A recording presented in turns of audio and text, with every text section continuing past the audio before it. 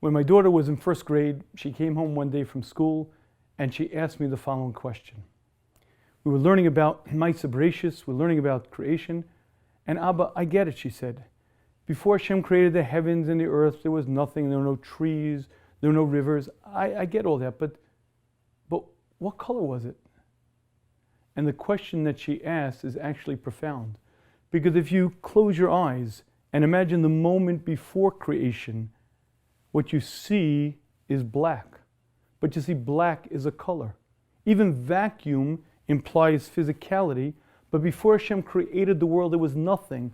There were no atoms, no quarks, there was no physicality. And from absolute void, from absolute absence of everything, Hashem said, Vayehi, it should be, and it became 100 billion galaxies, each containing 100 billion stars, the world we see. And when you do this thought experiment, this thought exercise, what you come to realize is that many of the features in this world didn't have to be there.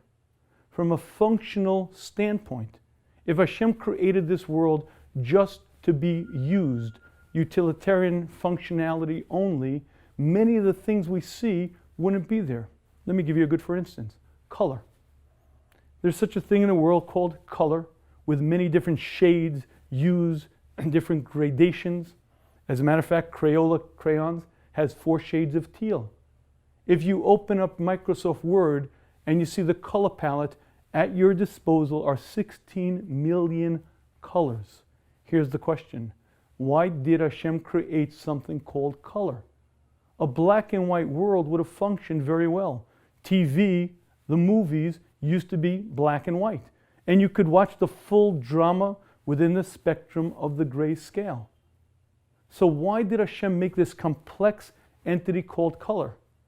And the reason is, from a functional standpoint, the world could exist in black and white. But the world we live in is filled with vibrant color. And when you look at it at sunrise, when you watch the ocean, you see beauty.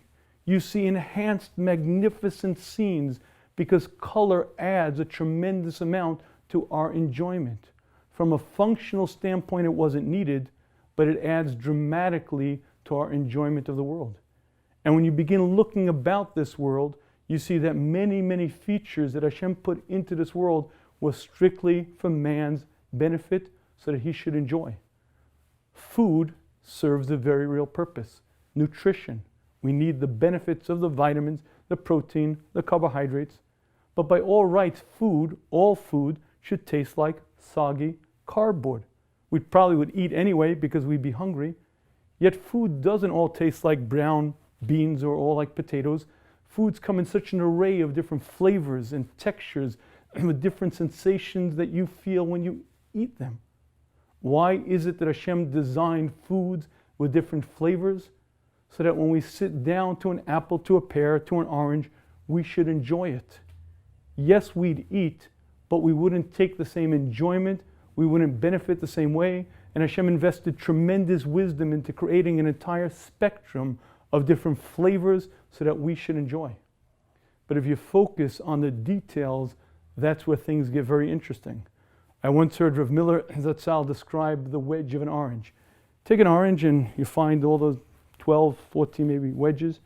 Take an individual wedge and you see the wedge of the orange, and you'll see that there's a membrane that actually covers it. Now if you gently peel back the membrane, you'll see that there are juice sacs. The juice are contained in these very little sacs. Why is it that the juice in the orange are contained in those little sacs? There's an equal amount of juice in a watermelon, but it's not in that manner. The reason really is quite simple. Have you ever seen these children's candies that say bite in for a burst of flavor? You see, when you bite into the wedge, those hundreds of little juice sacs erupt and you get a burst of flavor across your palate. You see, it wasn't enough that there should be this sweet, citrusy, tangy sort of flavor. Hashem wanted to enhance our enjoyment. He wanted to add to what we experience, so Hashem designed the orange in such a fashion. When you bite into an apple, you don't get the burst of flavor. You get a crunch.